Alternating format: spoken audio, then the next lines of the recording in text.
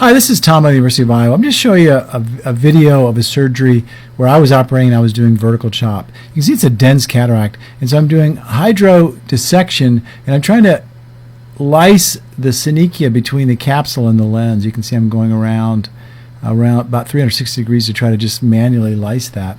And I'm going to make a little groove, which is subincisional here, just to get this crack started. So I'm going to make a fairly deep groove here, and now I'm going to try several times to crack it. I know I'm not going to be able to do it in the first time, so I'm going to make it one deep embed, and then make a little score here. I'm going to try again. I'm probably going to do it 3 or 4 times here before finally I get a good enough grip and I get deep enough with the chopper that I'm able to do this vertical chop and have it work. Very close there, but each time I'm making a little progress, trying to keep centered and not stress the zonules too much. Going to do some, we call it crossing our swords, where we reverse the direction of the force. And now I've kind of figured out how much force it takes, and you can see this little piece here is much easier. I re-embed into the nucleus, and I'm able to chop that in two.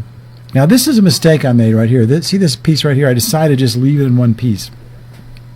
And later I'm going to show you why that was a mistake. I should have broken this into smaller pieces. Just was a little bit lazy here and just didn't do the chop, and I should have. Now this other piece I'm going to break into 3 pieces. I'm going to embed here. I'm using a burst mode. I'm embedding in, bursting. I'm just holding on position 2, and then I'm chopping it with the chopper. Most of the work is really done with this vertical chopper on the left. It's a Cybele chopper. Now I'm going to break this in to final pieces. So we've got it in 5 pieces. 3 of them are pretty small. One of them is kind of medium, and another one is really big. And I just want you to show you how much easier it is to bring those small pieces up. So now we're going to add some longitudinal. We're using a lot of Ozzel. So the longitudinal here goes from about 10 to about 20, and the Ozzel goes up to about 60 maximum. And you can see we can really make short work of even this dense cataract.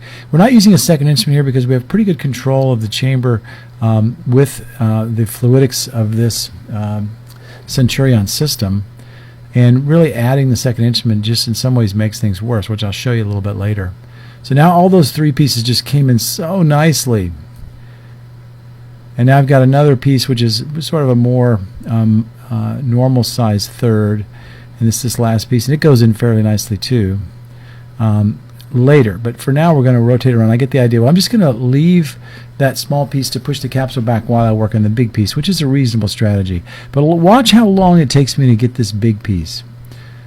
If I just would have chopped this into 2 smaller pieces, the whole thing would have been much faster. You can see how here it's not coming very well. The fluidics are funny. I'm going to take a second instrument here, and now the fluidics get worse because there's a second instrument introduced. I'm trying to get to the apex, but it's just not coming very well. And that's just because the piece was a little big. And this is just to show you the contrast between having a lot of small pieces and bigger pieces, how much better the fluidics is and how much easier it is, especially when you have this positive infusion pressure with Ozzel. So in this case, it's not a big deal, but it just took a little longer. This took probably 4 or 5 times as long as those other small pieces to remove. And if I just would have chopped it into 2 pieces, I think it would have been much easier. Eventually it comes. I've got the second instrument in here. I might as well protect with it. But watch, because I'm using the second instrument to protect, pieces are attracted to the paracentesis, and so little bits are going over to the paracentesis, you can see, and they're going to the subincisional space. And now there's a piece that's stuck there. Watch what happens here. This is a very instructional. I'm going to move this piece away from the subincisional area, this last little bit, but it goes right to the paracentesis because fluid is going out through the para, so I'm going to have to push it back in there. And so there's a tax associated with using the second instrument. Well, the lens got in nicely, and there really wasn't any trouble. This is Tom at the University of Iowa. Thank you very much.